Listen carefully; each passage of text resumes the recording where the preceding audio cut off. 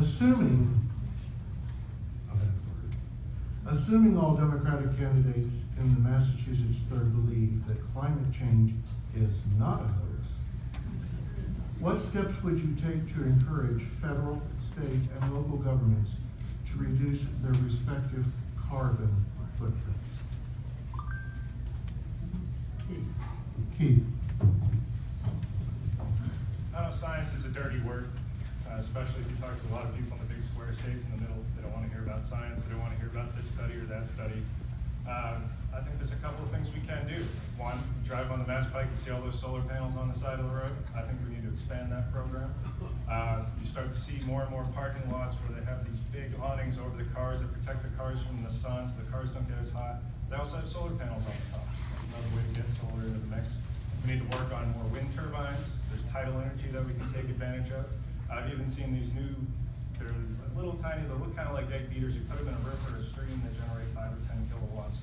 So if you happen to have a brook running through your backyard, you can get a little source of energy there. But one of the proponents that I'm a big fan of, and I've been looking at trying to get people to get involved in a long time, is industrial hemp. Industrial hemp was a main product. All of our founding fathers used to grow it. It's the rigging on their ships, it's the sails. And then sometime around the early 20th century, William Randolph Hearst decided, well, I gotta protect my paper mills. And this hemp stuff, it's an annual crop. You don't have to wait 35 years for a tree to grow.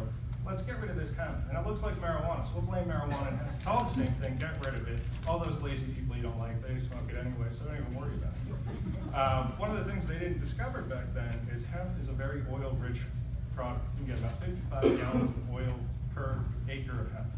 And that oil can be broken down and can be turned into plastic, or it can turn into biodiesel. So if you could have trains, planes, not planes, but trains and automobiles, big trucks driving on biodiesel, that's something that'll be grown in the fields here, it'll be processed here, it'll be used here, and it's a greener technology. One thing that we need to also expand and look into is hydrogen fuel cells. I know it doesn't make sense for cars, it's too big, it's too unwieldy, but if we can move over our transoceanic shipping, which uses about 6 to 9% of all carbon dioxide released in the atmosphere, is container ships on the ocean. Thank you.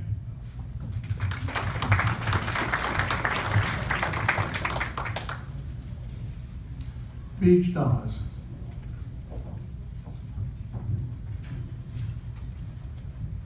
Is this on? There we go. I did better getting off that chair this time around. Look, there's not going to be a lot of daylight between our positions on the environment, I would imagine. First thing we're going to have to do, this administration has devastated the EPA, right? So we're going to have to rebuild all of the intellectual capital that was built by prior administrations to rebuild the Environmental Protection Agency. That's critical. But think about the policies of this administration. The tax on foreign-made solar panels that was just imposed, right? Think about that. In the State of the Union, that it was treasonous for us not to clap at some of his words. He said, for example, God bless clean coal. I mean, it's fascinating to me, right? Because clean coal is one of those, taglines that we were taught that really can't be done. My parents are here this evening. My father, for years, was a nuclear scientist, and one of the things that the nuclear industry got its leg up because it was much cleaner than even the cleanest coal, right? So we're going back and we're going into this sort of regressive period. So we have to wait through this administration. I don't know what's going to happen with the Mueller investigation, so we don't know how long we have to live under this regime. But we've got to start talking about ways that we can move forward, because think about Alaska. There are places in the United States, Alaska, Miami Beach, that will not be where they are today in 20 years, just 20 years from now. So we have to take this stuff seriously. Again, I don't think there'll be a lot of daylight between us up here, but I think we have to be very thoughtful in our approach to the environment, which this administration, sadly, is not going to be. So, thank you.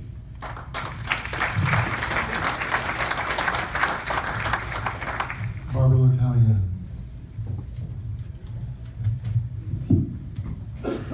So what has been happening in Massachusetts is we've decided that we are not going to wait until Trump goes away. What we've decided is that we are going to take it upon ourselves as a state, because you asked about local, state, and federal, that we are going to abide by the Paris Climate Accord. We are going to join New York and California, and that's what we're going to do. So we are going to not move backwards. We are going to continue the progress that we're making. We have very important goals to hit at 2020, at 2030, at 2050, and we are trying to do that. Now that was dealt a blow this week because the governor wanted to do hydro coming down from Quebec, and New Hampshire said not so fast, because what about the implications of bringing that pipe through, and what does that do to people, you know? So it's a delicate balance. We have to come up with solutions that don't provide undue burden and harm to others.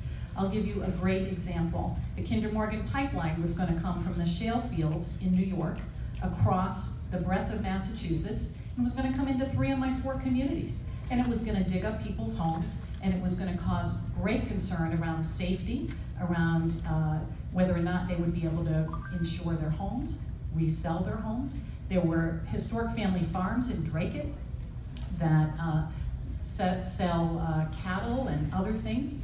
And we had to band together and push back against Kinder Morgan and say that we want an energy policy that works for all, not an energy policy that is going to hurt some people and have winners and losers. So we need to look at a sensible strategy. And by the way, I've got very little time left, but I am in favor of a carbon fee. I think that we need to move towards that.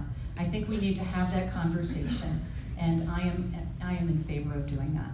Thank you.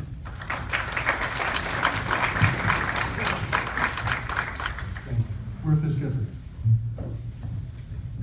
I'm so glad I get this one. First of all, I agree with what everybody said. I think that, when I was ambassador, I was U.S. ambassador to Denmark. Denmark, as many of you know, is the shining beacon of hope. They were green before any other country in the world was green. In the aftermath of the oil crisis in the 70s, they were investing in wind technology when the rest of the world was doubling down on oil and gas. The awesome thing about being ambassador under President Obama is that the United States brand on this historically has been terrible. We have been the country of ExxonMobil, the great polluter, the country that pulled out of the Kyoto, never ratified the Kyoto Agreement. But what could I say? Sitting in crowds very much like this, being hammered on these issues.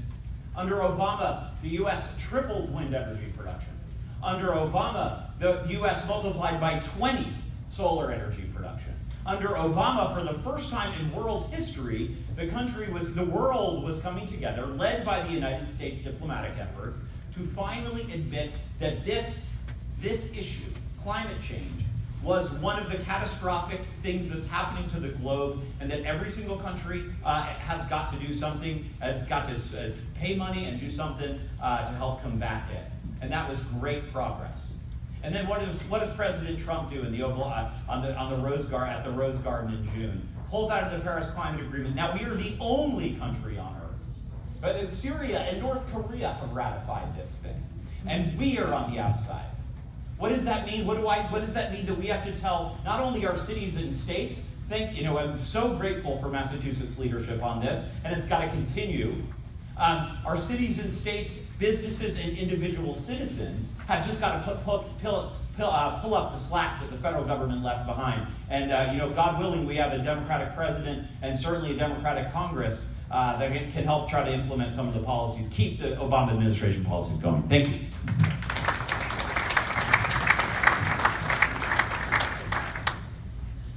Next question.